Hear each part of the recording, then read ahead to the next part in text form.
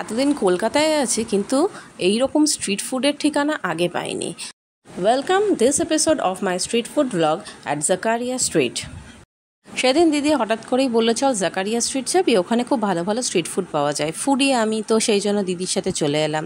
ফার্স্টেই দেখলাম কি সুন্দর সুন্দর লাল লাল তরমুজ আর ফ্রেশ ফুড কেটে কেটে দিচ্ছে, গরমের মধ্যে দারুণ ভাল লাগলো।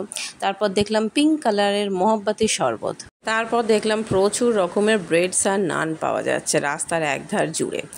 বিভিন্ন রকমের ফ্রাইড আইটেমস, সিঙ্গারা থেকে শুরু করে ভেজ নন ভেজ সব রকমের ফ্রাইড আইটেমস পাবে। তারপরেই দেখলাম এইরকম সুবিশাল একটা মাছ ম্যারিনেটেড করে ঝোলানো রয়েছে এবং তার পাশেই ভাজা হচ্ছে সেই মাছটিরই কিছু পিসেস।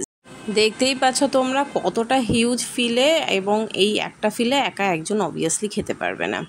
নেক্সট হালিম। এখানে এসছি আর হালিম খাবো না সেটা তো হতেই পারে না। এখানের হালিম ভীষণ ফেমাস। মাটন আছে, চিকেন আছে।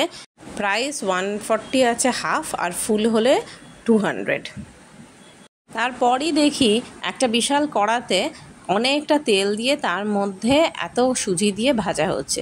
অবভিয়াসলি এটা সুজির হালুয়াই হচ্ছে, কিন্তু এখানে হালুয়াটা একটু অন্য রকমের। এর মধ্যে অনেক কিছু যায়, কাজু বাদাম, কিশমিশ, বাকি আরও অনেক রকমের জিনিস দিয়ে খুব সুন্দর খেতে হয় এই হালুয়াটি। এবং এটার সাথে এই সুবিশাল একটা পরোটা আছে, সেইটা দিয়ে খাওয়া হয়।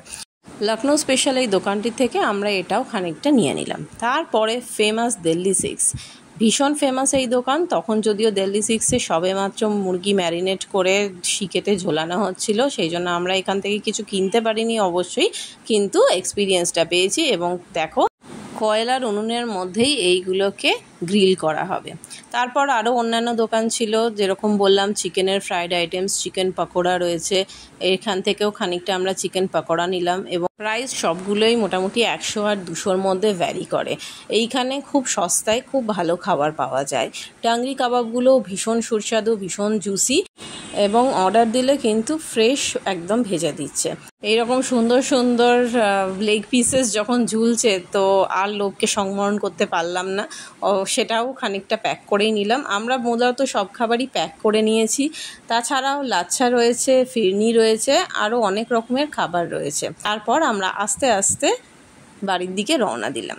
এবার বলে রাখি তোমরা এই জায়গায় যাবে কি করে। আইদার মেট্রো করে যেতে পারো, তাহলে সেন্ট্রাল মেট্রোতে নেবে মোহাম্মদ আলী পার্কের ঠিক সামনে যে রাস্তাটা, সেটা দিয়ে 2 মিনিট সোজা গেলেই জাকারিয়া স্ট্রিট।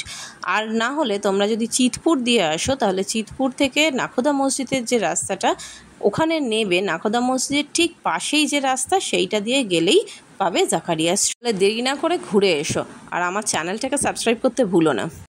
বাই, আবার আসবো নতুন ব্লগ নিয়ে।